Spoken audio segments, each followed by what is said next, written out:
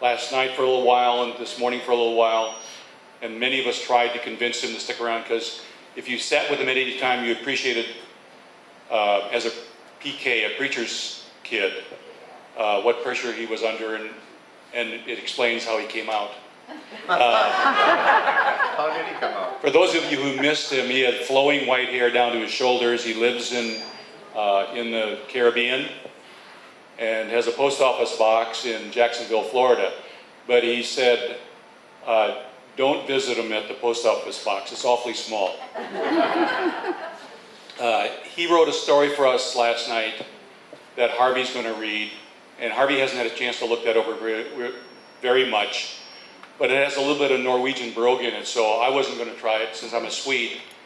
But Harvey will try to do justice to something Danny wrote about hitching. Of a sled on the back of a horse-drawn wagon as they come in this part of yes, the school was in this part of town. During the immediate past, which would be after World War II, past years, the farmers who lived around the Roslyn area brought their cream and produce to town. Cream and produce to town. For months during the winter in bobsleds. This afforded us youngsters with an opportunity to have some real fun. We would hitch our sleds to the rear bumpers of an outgoing bobsled after they'd been to the creamery and unloaded. So we'd ride back out of town on an empty bobsled and wait until the next one comes into town. And when we passed an oncoming team of horses, we would re-hitch for the return trip into town. Some area farmers discouraged hitching.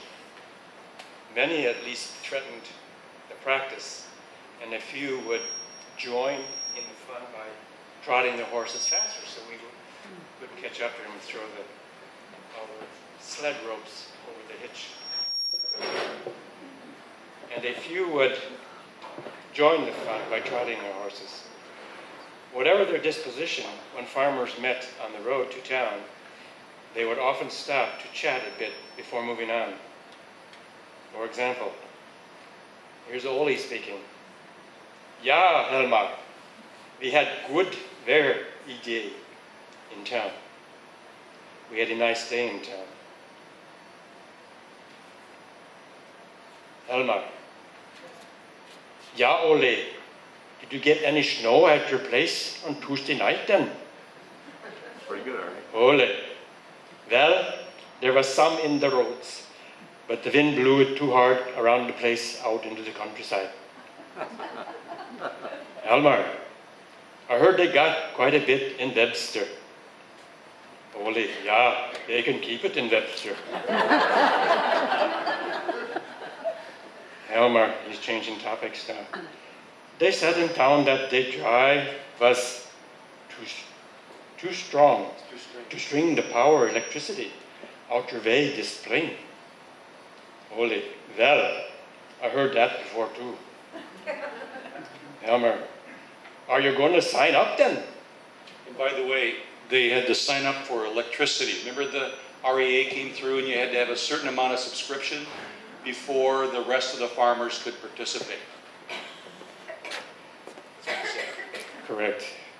So following World War II, 41 to 45, interrupted electrification efforts by the Rural Electrification Association in Day County.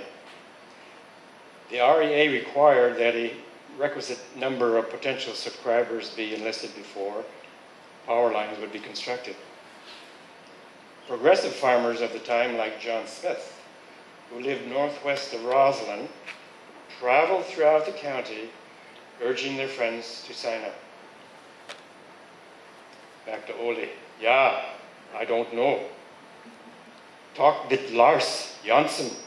He said that after he got this line, his wife didn't work no more. She just listened to Ma Perkins, a popular radio soap opera of their era. all the day long, you know. Hilmar, oofsta. Whoa, back there, then, whoa, so papa. To Ole, do you think that those electric milking machines will kill the cows then? Some say that they do not know. Ole, no, I don't believe that. But it don't always work neither. They say you've got to keep plenty of kerosene on hand. Elmar, yeah, well, I better get going then. Nodding to the horses. These guys, you know, they gotta get home for the grain. Ole, you betcha, Helmer. Waving, see ya. Homeward bound horses were prone to run away. Men like Helmer knew the importance of keeping a nice tight rein on the way home. Kerosene lanterns were used as a primary source of light before electrification.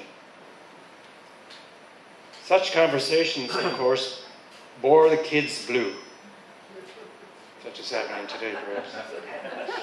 But we accepted them then as a kind of tax we pay for playing our game, and they did provide us with a chance to re-hitch securely. The alternative, hitching on the run, required agility, prowess, and a bit of guts. Hitching was not for the wimps. Hitching was almost exclusively a market day, which would be Saturday morning activity.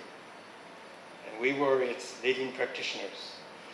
Like some snowbound snowboarders of today's era, we continually refined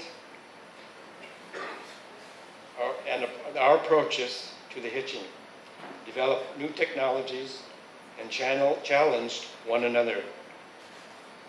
Baling twine was a sled to the old connecting medium of choice because it was lighter than the rope or the cord, both of which tended to drag in the snow. And because it was readily available around Roslyn, we learned that by adding long lengths of twine to our sleds, we could swing in wider areas. This brought about a kind of demolition derby by sled, which often resulted in ditching of the hitching. Alternatively, two or more sleds could be tied back to front in order to create a crack the whip effect. This effort usually resulted in disaster, however. When conditions were right and life was good, hitching was almost as much fun as a kid could have. I remember well the clap of the horses' hooves, the jingle of harness bells, the quiet sweep of runners on the hard, parched snow. But hitching was a dicey sport in that going out of town did always mean that you were coming back. You may have to walk. To mitigate the effects of this problem, we concentrated our activity along Roslyn's most heavily traveled corridor. In Roslyn. Relatively.